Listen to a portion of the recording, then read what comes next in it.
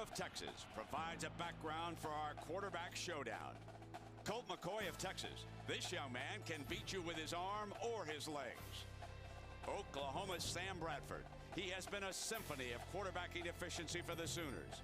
Who's the best today? You gotta think big to understand it.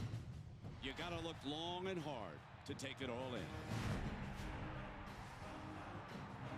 Two schools with larger-than-life legacies. The rivalry, brewed over so long a time, is always intense. But never more so than when title hopes are at stake. And that's just what we have today. From the great states of Oklahoma and Texas come two teams ready to lay it all on the line. For pride and to keep the dream alive. Time to pick your color.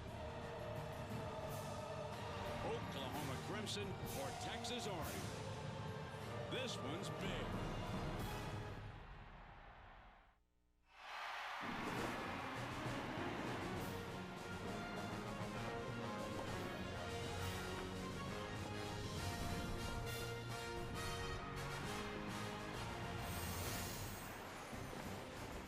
You are looking live at the Cotton Bowl in Dallas. For over a century, Oklahoma and Texas have waged one of the fiercest rivalries in college football. Today's classic on ABC is presented by Best Buy. It is the 103rd matchup of the Red River rivalry as number 5 Texas and number 1 Oklahoma meet in a game where bragging rights are just the beginning. 92,000 split right down the middle. The AP Top 5 tells you the story. Not only taking dead aim at a Big 12 title, but also a national championship. That's how high the stakes are here today. Now let's go down to the sideline. Chris Fowler and the gang standing by. Chris? Brent, great to be with you. Crimson, burnt orange under beautiful blue skies. Neither team, neither offense, neither quarterback's really been challenged so far. They've been so dominant, Kirk. Both defenses are aggressive. Bradford and McCoy have weapons to work with, but who's going to have the time to work with? That's the big thing here is the adversity. Neither quarterback has faced any adversity at all, and they both will at some point, you would think, in this football game. Sam Bradford, to me, at this point, the way he's executing, the talent that he has around him, the offensive line is just playing his way as well as any quarterback in college football. The challenge is on Colt McCoy. Accounts for 68% of the Longhorns offense. He leads them in rushing. He's completing 79% of his passes. He's got to have one of those games that he'll go into the annuals as a great Texas quarterback. So Colt McCoy, for the Horns to win, has got to raise the bar here and really challenge this Oklahoma defense. It was an emotional speech he made in the locker room after defeat last year that really turned the corner in terms of leadership for Colt McCoy and his team. You compare the coaches, it was Bob Stoops who turned around the fortunes in this rivalry when he arrived at Oklahoma. But Mack Brown's gotten him 2 out of the last 3 years. And Chris, you know, as a former coach, I'd love to say this about these guys. As good a football coaches they are, they're even better human beings. They represent the College Football Coaches Association like you should be. Honest with unquestioned integrity. Stoops has a chance, as young as he is, maybe to catch Bowden or Paterno, maybe if he stays in it. And all Brown has done is had 10 straight 9-win seasons. I mean, those are 2 great human beings, plus wonderful coaches. At the top of their game. It used to be kind of frosty between them, I think, when Bob first got it. Now it's friendly, you can think. So. You're thinking long-term future. Bob Stoops exactly catching Bobby and Joe. He's just the guy worried about running it out of here with game. 1 win here. Now we'll find out which team can manage all the emotion, can avoid the big mistakes, and handle that first adversity, because the adversity is about to begin for somebody in a few minutes. ESPN's presentation of college football on ABC is going to return right after this as the Sooners take the field. OU and Texas in a classic. Coming up live after a word from our ABC stations.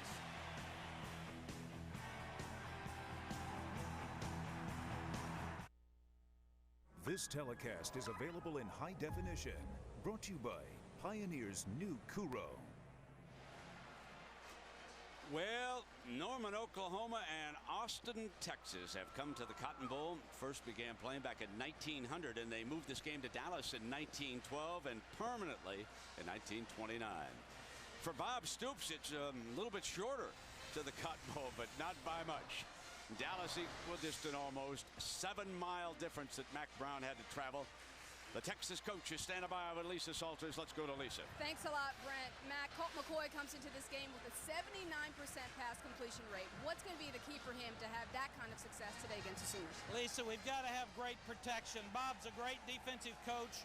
They put a tremendous amount of pressure on quarterbacks throughout the year. If we can protect up front, the way Colt's throwing, he can throw it against anybody. Now, Oklahoma, I know you don't want to hear this. They've outscored their opponents 103-3 in the first quarter. All eyes are going to be on your young secondary. What do you need to see from those guys? We've given up 9 points, 3 field goals in the first quarter, so we know OU's great on offense. We believe in our defense. Stat for stat, I like that. Good luck to you, Coach. Thanks, Lisa. Brent? All right, Lisa, and Oklahoma will get the first possession as Texas won the toss and deferred. And Bob Stoops versus Mack Brown is 6-3 overall. Kirk Herbstreit just set the record for arriving in the broadcast booth, getting up from the field. So, Kirk, I know you guys have talked about these quarterbacks all along. That's their total yards, remember, rushing as well as passing. Touchdowns, even though Bradford not known for his running, he has scored a couple rushing, and each of them tossed 3 interceptions. Both playing as well as anybody, not only in their own conference where quarterback play is exceptional, but in the entire nation. And of course, both will be in the spotlight today for these two offenses. What a beautiful day. Just perfect. This is one of the great scenes, folks. If you like to make your way around classics in college football, make sure you attend one of the Red River rivalry. I noticed with the Lee Corso, he didn't get the memo. It's no longer the Red River shootout. Exactly. Okay. Boom. Into the show there. He scared me to death with it. I know he did. Iglesias and Murray. A couple of OU's great athletes are back, and Justin Tucker with the ball on the tee for the Horns.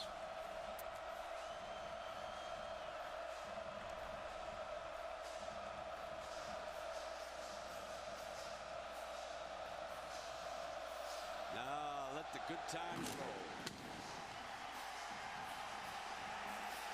Gonna come out on the 20-yard line. There are so many impact players in college football today is presented by Best Buy, and let's take a look at some of them. Well, we decided to go with 4, and we're going to start in the backfield with DeMarco Murray. Has been battling back with a knee. We'll see if he's healthy enough to be a factor today. Manuel Johnson, number 1. Keep an eye on him. He's been a go-to guy. Joaquin Iglesias, number 9, on the other side, also very talented and ability to get downfield. And a tight end, Jermaine Grisham, big, strong, arguably the most talented and most athletic tight end in college football.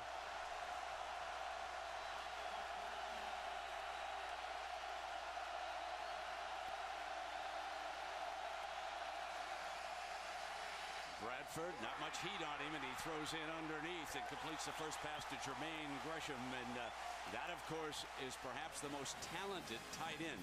They flex him off the line, and Bradford will go to him, and he starts off the game with a completion. Kevin Wilson, the offensive coordinator from Oklahoma, has implemented this new no huddle. It's high octane. They really get up to the line of scrimmage and challenge you defensively. Sometimes, as in this case, they'll look over for confirmation, as we see throughout the country. But you'll see as this game goes on, the speed of this offense is really second to none. Murray is the deep set tailback. Busts his way for the first down. There's a penalty flag on the play. Personal foul. Face mask. Defense number 37. 15-yard penalty enforcement and the run. Automatic first down. Henry Melton, the converted running back, defensive end, guilty of the face mask violation. This Texas defense, of course, knows that they have to streamline the playbook because of the speed of Sam Bradford, and they have to be able to penetrate. Will Muschamp, the defensive coordinator, one of the best in the country, was brought in by Mack Brown for this type of game, and he said he's going to cut back on a lot of the plays just to get lined up and play fast, but you can't make mistakes like that. 5 yards shy of midfield.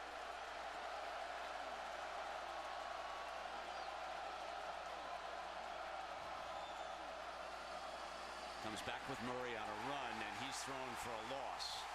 And that time, the defense led by Jared Norton, who took over as a starting middle linebacker last week. And Muschamp told us that he would probably come back with Norton instead of Bobineau as his starter. Probably the best group of linebackers, Brent, that Texas has had in a number of years.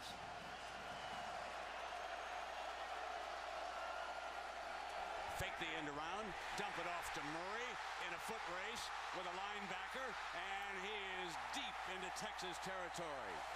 Gideon, the young defensive back, but that's a 34-yard gain before Gideon could get a hand on him. Well, the fake to Murray and then the end around slowed Texas just enough and created some confusion with McElroy, the linebacker 38, who was supposed to be trailing and following. He gets lost in the confusion there, and the slight hesitation gives DeMarco Murray room. They don't take much time, do they, as they drop it back off to Gresham. That's his second reception. So Gresham takes it down to the 5-yard line, where it will be first and goal, and that means probably that Brown will come in. Chris Brown, he scored 6 touchdowns for the Sooners, and he'll come in there at tailback. Getting these first downs very important to create that rhythm. They'll try Brown first, and Texas was ready. They might want to try to put some pressure on the boundary and roll Bradford. He's not known for his running ability, but he's scored a couple of times. That, of course, is the impressive stat that Lisa Salters asked Mack Brown about. 103-3 of the first quarter. Kirk, that's unbelievable. Well, I don't know if we've seen a stat like that in college football. 103-3, and they demoralize their opponent in the first quarter before they can adjust and think they have a chance in the game. Try to throw for it. No pressure. Almost intercepted. A great play by Earl Thomas, number 12. Earl Thomas did a great job of jumping that play. He's a safety, and he's out there in one-on-one coverage against one of the most gifted receivers in the Big 12, Emmanuel Johnson. Not only did he hold his own, he almost stepped in front of that Bradford throw and went 98 yards the other way. Gresham, you'll note, is flexed off to the right. He's had 2 receptions already. Bradford, though, pumps left. Now comes back. Touchdown, Oklahoma. Emmanuel Johnson, after being denied on the right side of the offense, scores on the left. The pump fake to the inside caught the corner. Ryan Palmer out of position just a little bit with the shoulders by the quarterback Bradford. Johnson moved from the inside to the outside, got the leverage that he needed, and that's a touchdown. That was close when the knee went down. That was very, very close.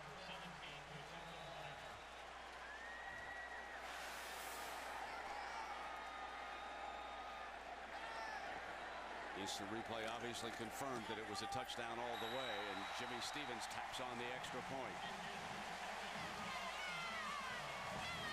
110-3. Wow. Texas turn next, folks. We welcome you back to the Cotton Bowl, and just perhaps Oklahoma got away with one on that 3rd down. Let's take a close look. Watch the knee. Was it down shy of the end zone? The knee is definitely down. It's tough to see where the ball is, but the ball looks short as well. That would have, by the way, set up a 4th down. I can't believe that instant replay didn't stop the extra point and take a look at that. Regardless, they would have had one more shot at it. So here we go. Now it is Texas' turn. Fielded at the 15 by Cosby, the wide receiver. Got a gap. This is the one weakness in the Oklahoma armor. They have not covered kicks well this year. Now, how about our impact players, brought to you by Best Buy here? Well, we're going to start in the backfield. You'll see a number of backs, but Chris, you might want to help me here. Ogbonnia, well, number 3 will be a guy they got to get the football to. Very intelligent player. Quan Cosby, number 6. Favorite target at this point of Colt McCoy, has big playability.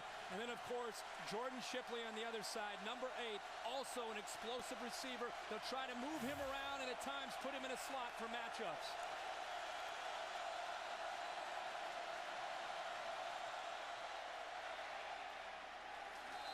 Diving reception comes right on back to Quan Cosby, who returned the kick, and here is number 12, Colt McCoy. 79%. That's tough to do against air. 79% of your passes, but he has been at this